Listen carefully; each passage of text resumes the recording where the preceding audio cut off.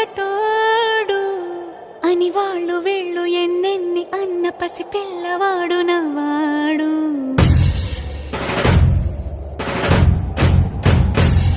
విడుముండోడు అని ఊరు వాడ అనుకున్న గాని మహారాజు నాకు నవ్వాడు.